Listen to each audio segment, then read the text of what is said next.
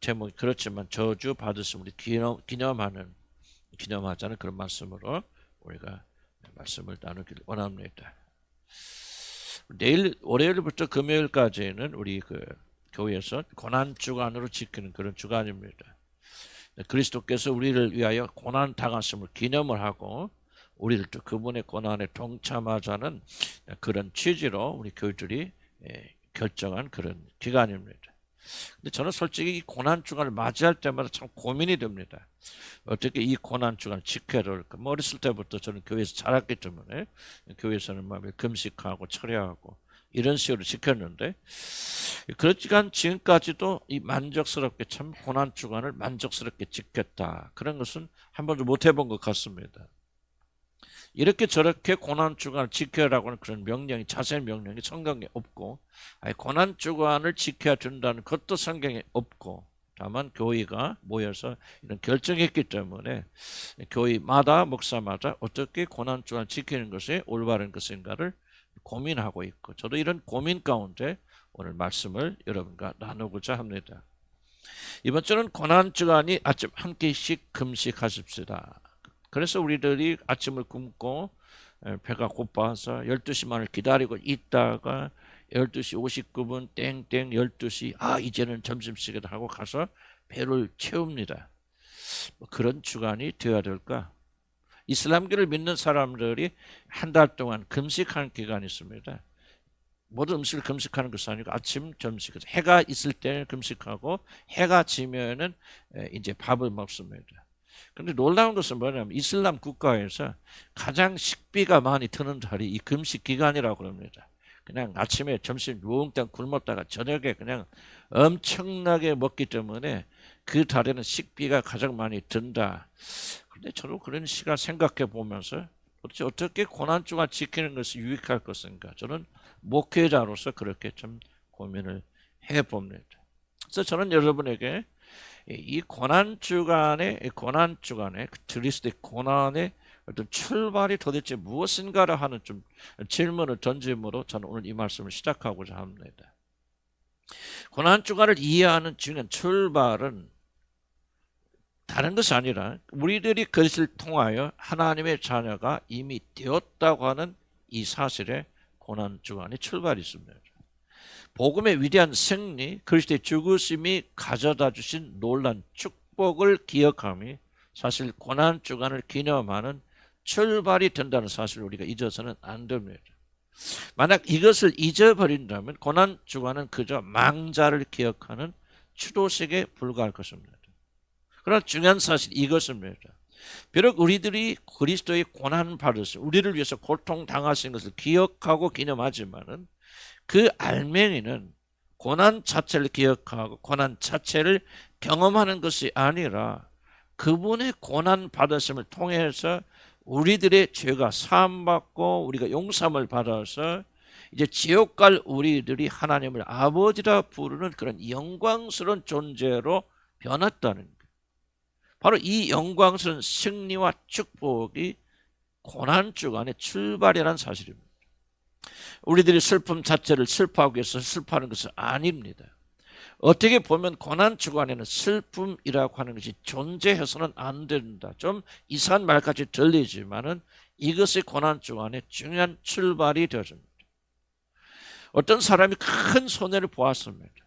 그 사람이 영망하고 다시는 회복이 안 돼서 그냥 영망해서 그냥 죽어버렸다든지 사랑한 사람이 죽었는데 영원히 그 얼굴을 다시 보지 못하게 되었을 때 우리는 슬퍼하는 것이지. 만약 실패한 사람이 다시 성공하였다. 죽은 사람이 다시 부활하여서 우리와 같이 사랑을 나누게 된다 하는 그렇음에도 불구하고 우리가 계속 슬퍼한다면은 그것은 오히려 잘못된 일이라고 저는 그렇게 생각합니다. 우리를 위해서 죽으신 그리스도는 다시 살아나셨고 그분은 지금 하나님의 영광의 보좌에 앉아 계시고 그 결과로 저와 여러분들의 죄가 용서받고 하늘나라에 올라가는 그런 자들이 되었다면은 그분의 죽으심을 슬퍼한다는 것 자체는 사실 믿음의 행위가 아닐 수도 있다. 저는 그렇게 생각을 합니다. 주님을 잃고 슬피 우는 마리아에게 주님은 찾아오셔서 아니 주님이 살아났는데 내가 살아났는데 어찌하여 여자여 왜 슬피 우느냐고 그렇게 주님이 묻지 않으셨습니까? 그러면 우리 하나님의 자녀가 된 자들은 마치 그리스도가 아직도 죽음에 무덤에 갇혀 있는 것처럼 그런 식으로 슬퍼하는 것은 고난주간을 지키는 올바른 방법이 아니라고 저는 그렇게 확신합니다. 그렇다면 우리들은 그분의 고난을 생각해 볼 필요가 있습니까? 고난주간인 걸 지켜야 될 어떤 의미가 있습니까? 왜 고난주간이라는 걸 정하여서 그분의 고난에 동참하려고 합니까? 그런 필요가 있습니까? 라고 하는 당연한 질문이 나올 것입니다. 저는 그럴 필요가 있다고 저는 그렇게 생각합니다. 그 이유는 우리들이 그리스도의 고난을 묵상할 때 그분의 은혜와 사랑을 더욱더 깊이 느낄 수가 있고 그분과 우리가 함께 그분의 실제적인 고난에 동참할 수 있는 좋은 기회를 주기 때문에 우리가 고난주간이 슬픈 주간이 아님에도 불구하고 그리스도의 고난을 기억하고 기념하는 것은 우리의 영혼에 굉장히 큰 유익함이 있다라고 저는 그렇게 생각합니다. 여러분 자녀들을 훌륭하게 기르기 위해서 자신의 모든 것을 다 희생했던 부모가 있다고 합시다. 먹을 것 입을 것 다 포기하고 자식들의 교육에 올인하여서 그들을 사회의 지도자를 길러낸 훌륭한 부모가 있다고 합시다. 저도 우리 어머니가 생각나는데 우리 어머니가 참 희생 많이 하셔서 6 자녀들 다 대학에 나오게 하시고 그렇게 좀 가난한 목사 아내로서 그렇게 했거든요. 근데 어렸을 때 충격적인 사건이 하나가 있었는데 우리 어머니가 하여간 뭐 제가 자세한 얘기는 그렇고 그냥 자기 우리 시아버지 시어머니 앞에서 이렇게 속옷을 이렇게 드러내면서 다 기어 입고 입으신 어떤 바지를 보여주면서 내가 이렇게 고생해서 돈을 모아서 이렇게 했다는 한탄하는 것을 제가 참 듣고 참 충격적으로 지금도 기억이 납니다. 어쨌든 그런 고생을 했던 부모들이 고생을 했다가 그냥 아주 대박 성공하여서 큰 돈을 벌고 그냥 의리의리한 집도 사고 제일 비싼 차도 사고 그냥 해외여행도 많이 다니는 그런 부유한 삶을 살게 되었을 때 이제 부모들이 옛날에는 우리 때문에 고생하였지만 이제는 편하게 되었으니 부모의 고생은 이미 지나간 일이라 그래서 그 부모들이 자신을 위해서 치른 큰 희생조차 우리가 기억조차 아니한다면 여러분 그것이 과연 옳은 일인가 하는 그런 생각을 해볼 수가 있습니다. 그렇지 않으면 기회가 주어질 때마다 이미 지나갔고 부모들이 굉장히 부유하고 어떤 고통도 가지고 있지 않고 그 결과 모든 자녀들이 다 성공하였지만은 자신들의 성공을 위해서 모든 것을 포기하셨던 부모의 큰 은혜를 기억하면서 눈물 흘리며 감사하는 것. 그때는 우리 어머니 아버지가 우리를 이렇게 학교에 보내기 위해서 이런 고생을 하셨구나. 우리 어머니가 정말 제대로 속옷 하나 못 입으시고 그냥 다 비워서 그렇게 입으셨구나.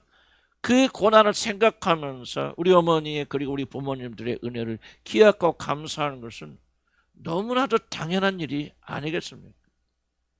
저는 비록 지나간 과거이지만 그리고 이미 끝이 났지만은 부모들의 헌신과 희생을 우리가 기억하면서 그 은혜에 감사를 드리는 것은 자녀들의 마땅한 본분이라고 그렇게 생각합니다.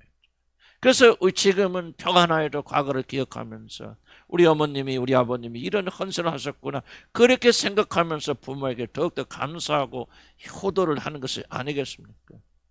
마찬가지로 구원받은 하나님의 성도들은 앞에서 말한 이유 때문에 고난당하신 예수를 고난주간이 고난을 생각하는 고난의 기간이 아니지만은 그가 우리 때문에 당하신 고난을 깊이 생각하여야 됩니다.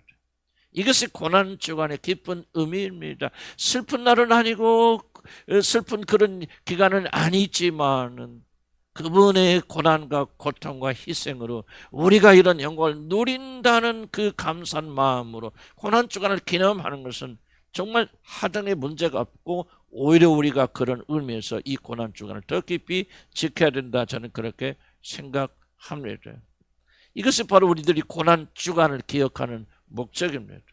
그는 이미 부활하셔서 영광의 자리에 앉아 계시지만 우리들을 위하여 고난 당하심이 우리들에게 이런 영광을 가져다 주셨기 때문에 우리들은 그분의 고난을 기억하면서 감사하며, 그때 우리 주님이 당하신 고난 때문에, 십자가의 고통 때문에, 자기 자신을 다 내는 포기하고 헌신 때문에 오늘 우리가 하나님의 자녀가 되었으니 얼마나 감사합니까? 라고 하는 감사를 표현하는 것은 성도들의 마땅한 의무라고 그렇게 생각합니다. 그럼에도 불구하고 우리들이 조심해야 될 것은, 그리스도의 고난을 기억하는 것은 결코 감정적인 것이 있지만 감정적인 것만이 아니라는 사실을 우리가 잊지 말아서는 안 됩니다. 물론 감정적인 것을 포함하지만, 그러나 이 모든 것은 우리의 감정을 초월한 그런 것이 되어야 됩니다. 그러면 우리는 주님의 고난을 기억하고 감사하는 그런 시간에도 결코 방향을 잃지 않고 성경이 말하는 대로, 성경이 말하는 진리에 따라서 도대체 무엇을 감사드리고 왜 감사해야 되는가, 우리 감정이 아니라 우리 이성에 따라서, 주님이 주시는 지식에 따라서 그렇게 생각을 해야 합니다. 성경이 그리스도의 고난에 대해서 말하기 전에 먼저 그가 이루신 성취가 무엇인가를 오늘 우리가 읽은 갈라디아서 본문에서 말하고 있다는 사실을 기억하시기 바랍니다.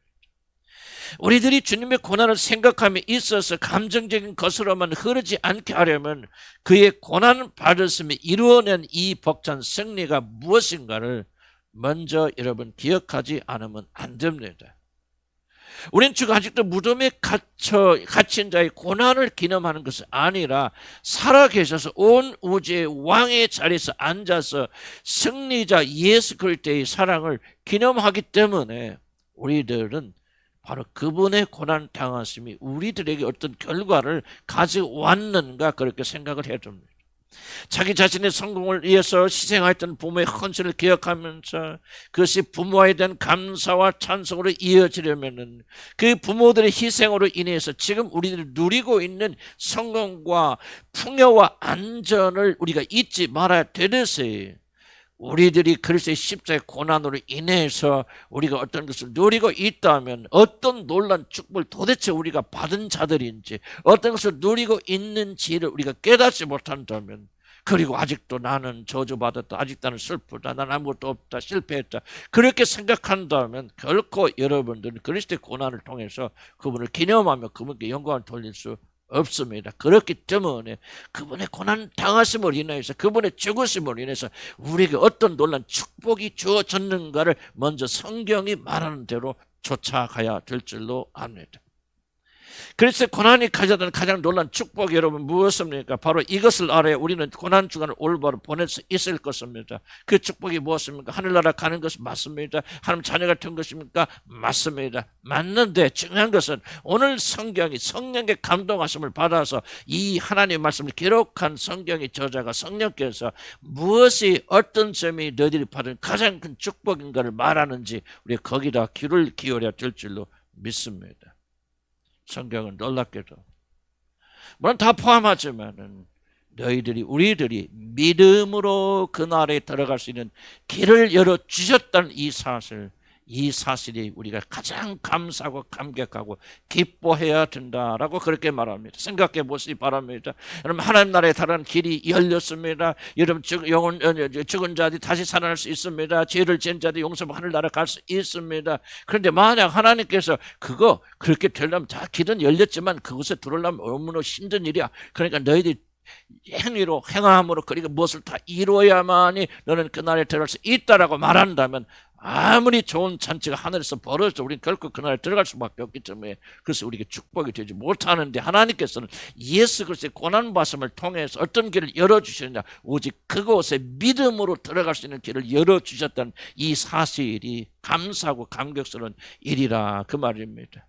누구든지 하나님 아들을 믿는 믿음을 가진 자들은 자격이 없어도, 여러분이 과거에 수많은 죄를 저질렀어도, 지금 선한 일을 할 수 있는 아무런 능력을 가지고 있지 못하여도, 완벽한 그런 행위가 전혀 없어도 오직 믿음을 가진 자들은 그 나라에 넉넉히 들어올 수 있고 내 아들이라 칭할 것이라고 하는 이 놀라운 축복을 주셨다고 하는 것이 우리 인간이 받을 수 있는 가장 놀라운 축복이라고 내가 말하는 것이 아니라 오늘 기록된 성경 말씀이 여러분이 선포하고 있고, 우리는 그것을 해서 기뻐하고, 그렇구나, 이것이 가장 큰 축복이구나, 믿음으로 그 나라에 들어가는 길을 열어주신 것, 이것이 바로 내게 주신 놀라운 축복이구나 하는 것을 깨닫게 되기를 나는 주의 이름으로 간절히 축복합니다. 만약 이 축복을 기뻐하며 즐거움이 없다면 오직 그리스도의 고난만 생각한다면 그것은 우리 감정적인 울음에 그치고 말 것입니다. 그러나 우리 그리스도는 슬퍼하면서도 기뻐하는 자들이고 낭망하면서도 소망을 잃지 않는 자들이고 두려워하면서 즐거워하는 자들, 우리 그리스도인들이 아니겠습니까? 바로 그리스도의 고난 안에 영광이 있고 그분의 죽으심이 부활이 있고 우리 실패 소망이 있다, 그 말입니다. 그리스도의 고난에는 우리들을 율법의 저주에서 풀어주셔서 오직 믿음으로 구원을 얻는 복음의 영광의 길이 이 안에 달려 있어서 이제 누구든지 그 사실을 믿고 주님께 나오는 자들은 행함이 아니라 부족하고 모자라도 자격이 없어도 믿음 하나 가지고 나오면은 하나님의 자녀가 된 영광을 주는 이것이야말로 축복 중에 축복이라, 그 말입니다. 8절에 보면 하나님은 아브라함에게 복음을 전하셨다, 그렇게 말합니다. 복음이 무엇입니까? 아니, 복음은 신학식 외에 예수님이 오신 뒤에 들려진 것이 복음이라 그렇게 생각하는데, 불문 아브라함에게, 구약시대의 믿음의 조상 아브라함에게 성경은 복음을 전했다, 그렇게 말합니다. 복음은 다른 것이 아닙니다. 땅의 모든 족속이 너로 말미암아 복을 얻을 것이다, 이것이 복음입니다. 아브라함이 나중에 이삭을 낳고 이삭의 후손인 하나님 아들 예수 그리스도가 오셔서 누구든지 그를 믿는 자들은 구원하여 주시는 것, 땅의 모든 족속이 너와 너의 후손된 예수 그리스도로 말미암아 너희들이 살게 될 것이다, 이게 복음이라, 그 말입니다. 물론 아브라함이 믿었다는 것은 내가 너를 복조 땅의 모든 족속이 너로 말미암아 복을 받으리라는 그런 말씀이었지만 아브라함 때 이 약속이 이루어지지 않았기 때문에 그것은 아브라함에 대한 약속이 아니라 그의 후손으로 오실 예수 그리스도에 관한 약속이라고 성경이 말합니다. 갈라디아서 3장 16절에 이 약속들은 아브라함과 그 자손들에게 말씀하시는 것인데 여럿을 가리켜 그 자손들이라 하지 않으시고 오직 한 사람을 가리켜 내 자손이라 하였으니 그 자손은 예수 그리스도라고 그렇게 말합니다. 아브라함은 자신의 후손을 통하여 사람들을 구원하시는 하나님의 놀라운 계획을 믿어서 하나님으로부터 의롭다함을 받았으니 그는 곧 복음을 믿은 것입니다. 사랑하는 성도 여러분, 아브라함은 그 당시 사람들 중에서 윤리적 도덕적으로 뛰어났고 하나님을 위해서 많은 기도를 하였고 많은 희생과 헌신을 하였기 때문에 그가 구원을 받은 것이 아닙니다.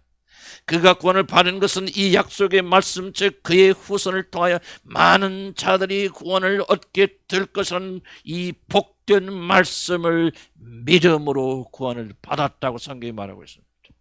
단순히 하나님께서 선포하신 복음을 믿으니 하나님께서 그의 믿음을 보시고 그를 받아주시고 구원하셨다고 말합니다. 그런데 본문 9절에서는 아브라함과 같이 복음을 믿는 믿음이 있는 자들은 오직 믿음으로 구원을 받는 축복을 받는다고 말하고 있습니다. 믿음으로 말미암는 자들은 아브라함과 함께 복을 받느니라. 아브라함이 그의 후손을 통하여 이들을 구원하실 것이라는 사실을 믿어 구원을 받았던 것처럼 누구든지 그리스도를 믿음으로 구원을 받는 자들은 예수 그리스도를 믿음으로 구원을 받는다는 믿음만 있으면 그가 어떤 사람이었든 어떤 실패를 했든 어떤 많은 죄를 지었든지 얼마나 연약한 상태였든지 배운 학식이 아무것도 없어도 속된 말로 선한 일을 하나도 한 일이 없어도 만약에 그 사람의 마음속에 아브라함의 후손 되신 예수 그리스도가 하나님의 아들이요 그분께서 나를 위해서 행하실 모든 일을 믿음으로 받아들이기만 한다면은 그 사람이 구원받는다는 이것이 바로 복음이라, 그 말입니다. 그런데 복음이 얼마나 놀라운 축복인지, 왜 복음을 가리켜서 우리가 하나님이 우리에게 주신 최대 선물이라고 그렇게 말하는지를 이해하시려면은 여러분은 먼저 율법의 저주가 무엇인가를 이해하셔야 됩니다. 하나님께서 그리스도를 통해서 우리를 해방시켜 주신 것이 뭐냐? 바로 율법의 저주에서 풀어주셨기 때문에 믿음으로 구원받는 일에 도달하게 됩니다. 율법의 저주가 무엇입니까? 율법의 저주는 나쁜 것이 아닙니다. 율법의 저주는 하나님께서 우리에게 율법과 법을 주시면서 이것을 행하라, 이것을 지켜라, 이것을 온전히 행하고 지키면 내가 너를 구원하여 주시겠다 하는 그런 약속입니다. 신명기 5장 33절에 보면 너희 하나님 여호와께서 너에게 명령하신 모든 도를 행하라, 그리하면 너희가 살 것이요. 아니, 이 말씀은 전적으로 옳은 말입니다. 복된 말입니다. 그런데 왜 그것을 저주라고 그렇게 말합니까? 하나님은 우리에게 주신 모든 명령을 다 지켜 행하면 그 사람은 죄와 멸망에서 구원을 받고 살게 될 것을 그렇게 약속하고 있습니다. 이 말씀은 축복의 말씀이지 절대로 저주가 아닙니다. 아니 좋은 거 행하고 지켜 행하면 구원받는다는 것이 어찌 저주의 말씀입니까? 도대체 왜 이 복된 말씀이 저주가 되었습니까? 유대교 학자들이 하면 창세기, 레위기, 신명기 쭉 나오는 모세 오경을 통해서 또 하나님이 우리에게 주신 명령을 다 정리합니다. 뭘 하라 하지 말라. 그래서 그들이 찾아낸 것이 613가지 항목을 그들이 쭉 나열하고 있습니다. 그런데 이것은 248개의 하지 말라는 간단한 명령과 365개의 지켜 행하라는 간단한 명령들로 613가지가 이루어졌습니다. 그런데 이것만 있는 것이 아닙니다. 이 613가지는 매우 간단한 명령으로 되었기 때문에 613가지 간단한 명령을 해설하는 또 해설집이 있습니다. 그래서 어떤 거 봅시다. 도둑질 하지 말라는 계명 간단한 명령이 있지만 그것을 설명합니다. 도둑질이 무엇입니까? 어떤 경우는 도둑질이 되고 어떤 경우는 도둑질이 되지 않습니까? 그래서 남의 가손에 들어가서 사과를 따먹으면 그건 도둑질인데, 길을 가다 보면 그 집 가손에서 이렇게 가지가 나오잖아요. 그럼 길 밖에 나무들이 열매들이 열립니다. 그것을 따먹는 것은 죄가 아니다. 이렇게 613가지를 규정해주는 수만 가지 율법들이 있습니다. 그런데 이들이 뭐냐면 이 모든 것을 완벽하게 다 지켜야만이 구원을 받을 수 있다.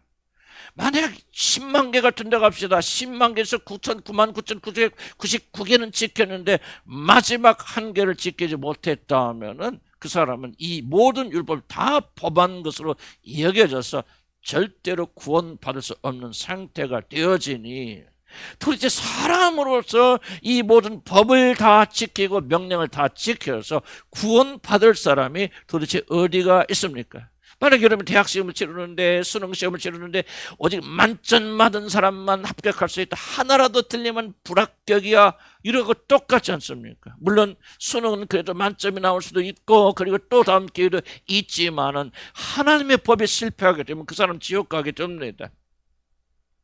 이 율법을 지킨 일에 만점을 받은 사람은 한 명도 없습니다. 왜 그렇습니까? 아담이 하나님을 배반하고 타락한 이후로 모든 인간은 이 법을 지킬 수 있는 모든 능력을 다 상실해버렸기 때문입니다.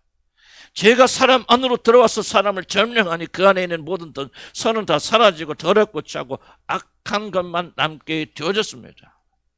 성경은 인간의 부패, 모든 인간이 죄를 범하였기 때문에 이 어떻게 되었는가를 이렇게 설명합니다. 여호와께서 하늘에서 인생을 굽어 살피사 지각이 있어 하나님을 찾는 자가 있는가 보려 하신즉 다 치우쳐 함께 더러운 자가 되고 선을 행하는 자가 없으니 하나도 없다. 창세기 6장 5절에 여호와께서 사람의 죄악이 세상에 가득함과 그의 마음으로 생각하는 모든 계획이 항상 악할 뿐임을 보시고 사람을 지으셨음을 하나님께서 한탄하셨다, 그렇게 말합니다. 하나님을 떠나니 영적으로 죽은 자들이 되어졌고 악한 것 외에는 생각할 수 없는 자들이 되었으니 어떻게 그들이 하나님의 법을 다 지켜서 용서받고 하나님의 나라에 들어갈 수가 있겠습니까? 죽자 살자 노력해도 안 되는데 아주 죽자 살자 노력하고 싶은 마음도 들지 않습니다. 그러니 사실 구원받으려 하는 것은 한마디로 개 고생하는 것에 불과합니다. 공부에 아무런 취미도 없고 머리도 좋지 않은 사람도 학력고사 만점 받아야만 대학에 들어갈 수 있다. 실력도 안 되는데 공부를 하고 싶은 마음도 없으니 솔직히 말해서 애들이 미치지 않습니까? 그런데 그것만이 아닙니다. 우리들이 하나님을 배반하고 떠남으로 사단의 마음을 받아서 우리들에게 고의적으로 하나님의 말씀을 어길 뿐만 아니라 하나님의 말씀을 어기고 나쁜 짓을 하고 하나님의 말씀을 범하는 것을 더욱더 즐거워하는 그런 본성이 우리 안에 자리 잡게 되었다, 그 말입니다. 잠언서에서 9장 17절에 재밌는 표현이 나옵니다. 도둑질한 물이 달고 몰래 먹는 떡이 맛이 있다 하는도다. 하나님의 말씀을 지키는 것보다는 그것을 어기고 깨고 지키지 않고 도망가고 내 멋대로 사는 것이 더욱더 즐겁고 재미있는 타락된 본성을 우리들이 가지게 되었다, 그 말입니다. 그러니 이런 우리들에게 하나님의 법을 지키는 것 자체가 고문입니다. 왜냐하면 구원받지 못한 자들에게는 하나님의 법을 지키는 것보다는 그 법을 깨고 무시하고 하나님을 믿지 않고 내 멋대로 사는 것이 훨씬 더 즐겁고 달콤하고 그렇기 때문에 그렇습니다. 그런 자들이 어찌 613가지 계명을 지키고 수만 가지 이런 그 법들을 다 지켜서 그가 구원받는다는 말입니까? 이것은 한마디로 저주 중에 저주요. 하나님이 사람 중에서 하나님께 나갈 수 있는, 그래서 구원받는 모든 길은 영원히 차단되어진 그런 저주입니다. 하나님 말씀을 사모해서 그것을 지키고자 하는 마음이 아예 없으니 아무리 하나님을 믿고 구원을 받기를 원하여도 자신의 행위로는 결코 구원을 얻지 못하니, 행위로 하나님의 말씀을 다 지킴으로 구원을 받을 수 있다는 말은 틀린 말은 아니지만 우리는 전혀 그렇게 할 수가 없으니 이제 행함으로, 착한 일을 함으로, 법을 지킴으로 구원받는다는 말은 더 이상 축복이 아니라 저주 중에 저주가 된 것입니다. 이런 저주를 멀리치는 복된 소식, 복음이 도대체 무엇입니까? 복음은 다해도 결코 목숨을 다해도 결코 지킬 수 없고, 이룰 수 없는 일을 우리들이 아무런 선한 일을 하지 않고도 진정으로 믿기만 하면 구원을 얻게 된다는 것. 좀 죄송한 편이지만 밥상 다 차려놓고 진수성찬 마련해놨는데 너희들이 할 일은 딱 하나 없어. 집에서 올 때 숟가락 젓가락만 가지고 오시오. 어떻게 생각하면 이것이 복음이라 그 말입니다. 죽었다 깨어나도 행할 수 없는 것들, 예수 그를 통해서 하나님 다 이루시고 완성하셨으니 너희는 그냥 믿음으로 받아들이기만 하라. 그 믿음도 우리 것이 아니니까 하나님께서 여러분의 그 믿음을 주시자 믿게 하심으로 그야말로 구원의 잔치상에 여러분이 믿음이란 숟가락 들고 와서 그것을 퍼먹기만 하면 되니, 이것 같은 축복이 어디에 있느냐. 우리가 행해야 된다면, 지켜야 된다면, 그럴 마음도 없어, 그럴 능력도 없어, 그러고 싶은, 정말 저주 중에 저주, 인류 중에서 단 한 명도 그 율법을 다 지켜 행한 사람 하나도 없는데 하나님께서 그 아들 이 땅에 보내 죽게 하시고 부활케 하시고 우리 구원에 대한 모든 것을 다 마련하고 잔치상을 벌여놓고 누구든지 와서 믿고 이 잔치에 참여하는 자들은 나와 더불어 먹고 마시리라, 이런 길을 열어놓으셨으니 이것야말로 축복 중에 축복이 아니겠나 그 말입니다. 도대체 우리 예수님이 오셔서 무엇을 하셨길래 죽었다 깨나도 지킬 수 없는 저주에서부터 이렇게 믿음으로 구원받는 길이 열렸는가? 성경 한마디로 그가 우리 대신 저주받아 죽으셨기 때문에 우리들이 믿음으로 그리고 입으로 신하여 구원받는 이 길을 하나님께서 열어주셨다, 그렇게 말합니다. 성경 그가 우리를 위하여 저주를 받은 바 주사 하나님이신 그분께서 사람이 되셔서 우리가 받을 모든 저주를 그분이 자기 몸으로 받으시사 저주의 십자가에서 매달려 죽으셨기 때문에, 율법의 저주에서 우리를 풀어주셨기 때문에 비로소 이제 우리가 믿음을 가지고 그분께 나갈 수 있다. 그분이 죽기 전에는, 우리를 위해서 모든 저주를 받으시기 전에는 우리가 목숨을 다 바쳐 해도 결코 이룰 수 없고 받을 수 없는 이 놀라운 구원을 그분이 저주받았으므로, 우리를 위하여 고난과 고통을 받아 죽었으므로 이제 우리는 그것을 받아들이는 이 놀라운 축복을 받게 되어졌다, 그렇게 말하고 있습니다. 우리들이 믿음으로 구원을 받는 놀라운 축복은 그냥 공짜로 이루어지는 것이 아닙니다. 순전히 하나님의 아들께서 저와 여러분을 위하여 저주를 받으셨기 때문에 일어나는 축복입니다.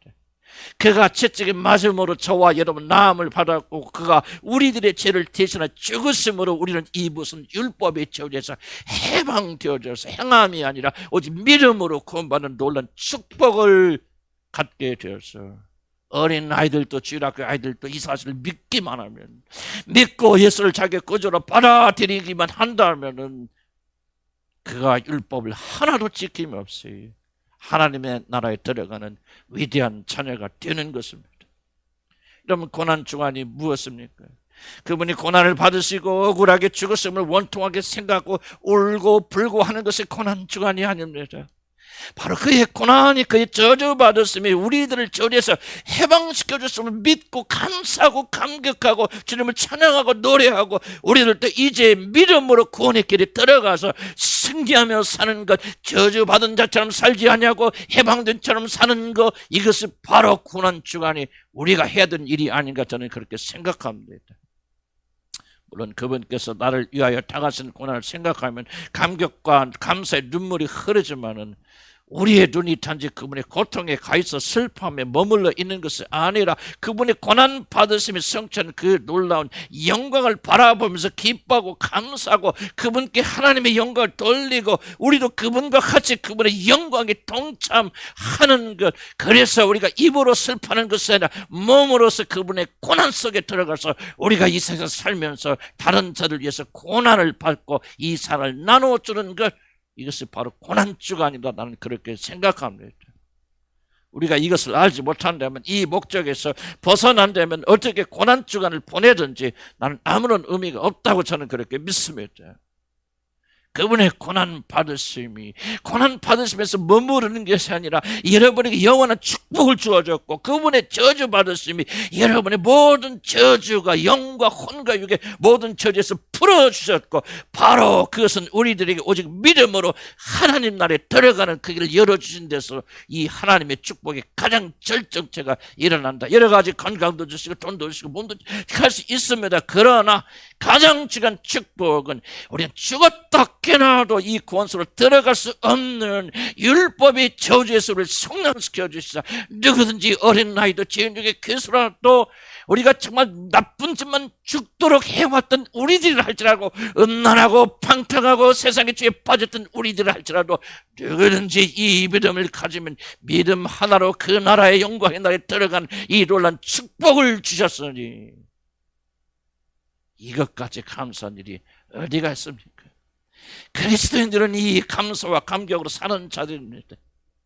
알았구나. 인생 가장 최대의 축복은 내가 건강해지고 돈이 많아지고 세상에서 성공하는 그런 것이 아니구나.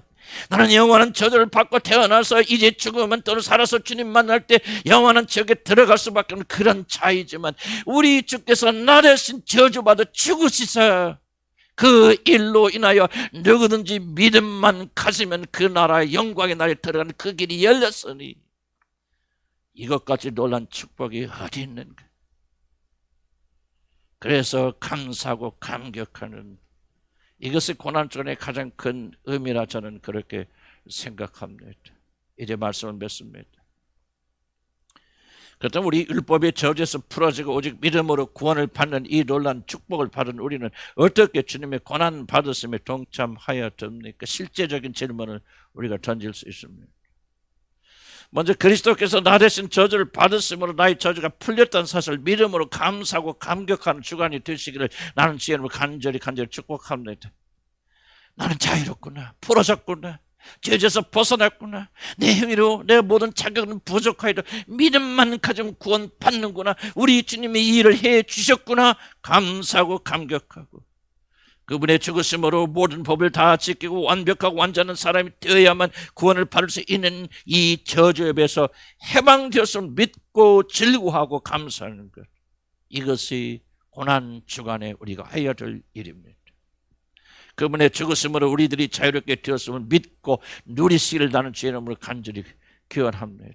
그분이 죽었다, 십자가에서 고통했다, 슬피 울며 눈물을 흘리지만은 그분이 이루신 해방을 믿지 못하기 때문에 여전히 종처럼 사는 것은 고난 주간을 지키는 올바른 자세가 아닙니다. 비록 울지 않아도, 눈물이 흘리지 않아도 감사와 감격 때문에 나는 그분의 저주 받으심으로 내가 해방되었구나, 자유롭구나 고백하면서 주님을 찬양하는 것이 주님의 고난을 기념하는 더욱더 올바른 길이라고 그렇게 생각합니다. 이제 이미 그리스도께서 저주받으심으로 자유롭게 된 사람으로서 감사하고 즐거워하고 기뻐하게 사시기를 나는 주의 이름으로 간절히 축복합니다. 그리고 평소에는 고난받기 위하여 회피하였던 일들을 이번 고난주간 한번 해보시라는 주의 이름으로 간절히 축복합니다. 부부싸움을 할 때 내가 주로 말을 많이 하셨다면은 이번 고난주간만큼은 부부싸움을 하시긴 하셔야 돼.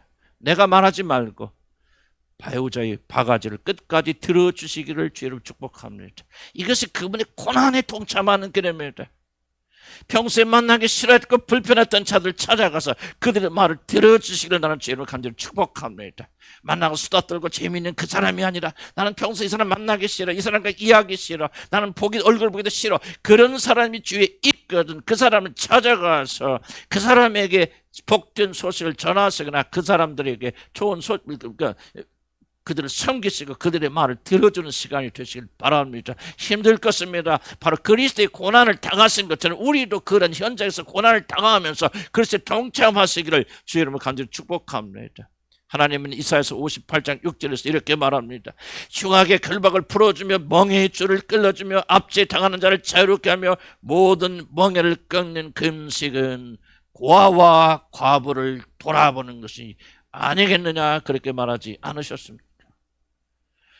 이번 한 주만큼은 내가 아무리 잘했고 상대가 100번 잘못했어도 여러분 내가 잘못했노라고 용서를 빌어보시기를 바랍니다. 이번 한 주만큼은 밥을 굶을 것이 아니라 내 주장, 내가 옳다고 생각하는 것을 내려놓고 입을 다물시기를 나는 주의 이름으로 간절히 축복합니다. 아무런 잘못이 없는 우리 주님이 우리들의 모든 죄를 다 뒤집으시고 죽으심으로 우리들을 저리에서 풀어주신 것이 아닙니까? 우리는 그것을 기념하기 위해서 고난주간을 보내는 자들이 우리들이 억울하다고 참지 못하고 입술을 열어서 다른 사람 저주하고 다른 사람을 공격한다면 어찌 그것이 우리들이 고난주간을 보내는 길이라고 말할 수가 있겠습니까? 억울해도 참으시기 바랍니다. 때리면 맞으시기 바랍니다. 왼쪽을 때리면 오른쪽을 돌려대시기 바랍니다. 이번 한 주간만 그렇게 하시기 바랍니다. 다음 주부터 상대를 막 두드려 패더라도 이번 한 주만큼은 입을 꼭 다무시고 인내하시고 참으시길 바랍니다. 다른 자들을 십자가에 매다는 로마 병사가 되지 말고 주님처럼 이번 한 주간만 저와 여러분이 십자가에 올라갑시다. 병든 자, 외로운 자, 가난한 자 주에 있거든 찾아가서 위로하십시다, 격려하십시다, 물질을 베푸십시다. 고아원을 찾아가시든지 양로원에 가시든지 동네 경로당에 떡을 내서 가시든지 가시기를 나는 주의 이름으로 간절히 축복합니다. 거기서 그리스도의 저주받으심이 우리들을 어떻게 자유롭게 풀어주셨다는 사실을 말이 아니라 섬김으로 베푸시기를 나는 주의 이름으로 간절히 축복합니다. 이것이 바로 그리스도의 고난에 우리가 동참하는 길이 아니겠습니까? 미워하는 자 있거든, 불하는 자 있거든 찾아가 평화를 선포하고 용서를 비시기 바랍니다. 주님의 십자가 생각하며 펑펑 울다가 5분 뒤에 나의 안전과 나의 행복만을 생각하여서 상대를 공격하고는 그런 이기주의가 되지 않기를 나는 주의 이름으로 간절히 축복합니다. 그리스도께서 우리를 위하여 저주받은 바 되사 십자가에 달리신 것처럼 우리들도 저주받은 자 된 것처럼 다른 자들 위하여 우리 그리스도 십자가에 오르시기를 나는 주의 이름으로 간절히 축복합니다. 바로 이것이 저주에서 풀려난 하나님의 자녀들의 영광스러운 모습, 바로 이것이 고난주간에 그리스도의 고난에 동참하는 것이요. 울고 울다가 내 멋대로 사는 것은 밥을 굶지만은 말은 굶지 못하고 행함은 참지 못하는 이 어리석고 악한 방식으로 고난의 주간을 지키는 것이 아니라 지금까지 말한 조그만 부분들 속에서 우리가 죽어짐으로 십자가 달림으로 그리스도께서 저주를 받으시다 우리를 풀어주신 이 놀란 축복을 경험하시기를 나는 주의 이름으로 간절히 축복합니다. 아멘. 기도합시다.